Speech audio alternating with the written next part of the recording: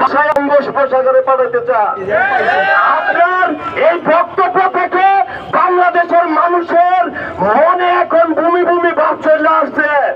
জানা কখন এই বাংলাদেশের মানুষ আপনাদের এই অসৎ আচরণমূলক বক্তব্যের জন্য কখন আপনাদেরকে ভূমির মাধ্যমে ছুঁড়ে ফেলে দেয়।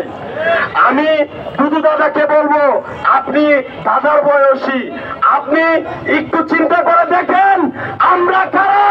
আমরা হচ্ছি তারা যাদেরকে একজনকে গুলি দিলে শুধুমাত্র আমরা একজনকে মেডিকেলে পাঠাইছি, বাকি সবাই আমরা সামনের দিকে অগ্রসর হয়েছি।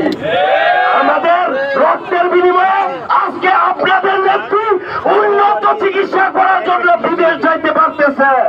আমাদের রক্তের বিনিময়ে, আমাদের ভাইদের জীবনের বিনিময়ে, আমাদের ভাইদের অঙ্গ প্রত্যঙ্গের বিনিময়ে আপনারা কারামুক্ত হয়ে আজকে নির্বাচন করতে পারতেছে। আমি দুদু দাদাকে বলতে চাই, দাদা আপনার বয়স হয়েছে, আপনি রাজনীতি থেকে যত দ্রুত সম্ভব অবসর গ্রহণ করবেন তত বাংলাদেশের মানুষের জন্য মঙ্গল হবে। সম্মানিত সাংবাদিক ভাইয়েরা, আপনারা ইতিমধ্যে দেখেছেন আজকে আমাদের জুলাই যোদ্ধাদেরকে বলা হয়, জুলাই আগস্টের আন্দোলনকারীদেরকে বলা হয় আমরা কারা। আমরা হচ্ছি তারা যারা বুলেটের সামনে দাঁড়ায় জীবন দিয়ে রক্ত দিয়া বাংলাদেশের মানুষকে খুনি হাসিনার চিহ্নিততা থেকে মুক্ত করেছি।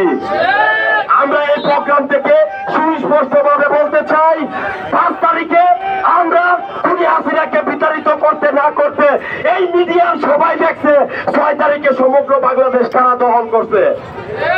আপনারা দেখেন নাই 6 তারিখে, আমরা 5 তারিখে আমাদের ভাইদের নিয়ে আমরা যখন হসপিটালে কাতরাচ্ছি, এই চাঁদাবাজের দলেরা সমগ্র বাংলাদেশের হাট মাঠ ঘাট, সিএনজি স্ট্যান্ড, টেম্পু স্ট্যান্ড, বাস স্ট্যান্ড, গার্মেন্টসের জোট সব দখলবাজিতে মেতে উঠেছিল। আমি আপনাদেরকে সুস্পষ্ট ভাষায় এই এনসিপির প্রোগ্রাম থেকে বলতে চাই, আপনারা অতি সত্র শুধরান, অন্যথায় বাংলাদেশের মানুষের ডাক্তারি ভাষায় বলে নৌসিয়া ভূমি ভূমি ভাব, আপনাদের কার্যক্রম দেখে বাংলাদেশের মানুষের ভূমি ভূমি ভাব চলে আসছে।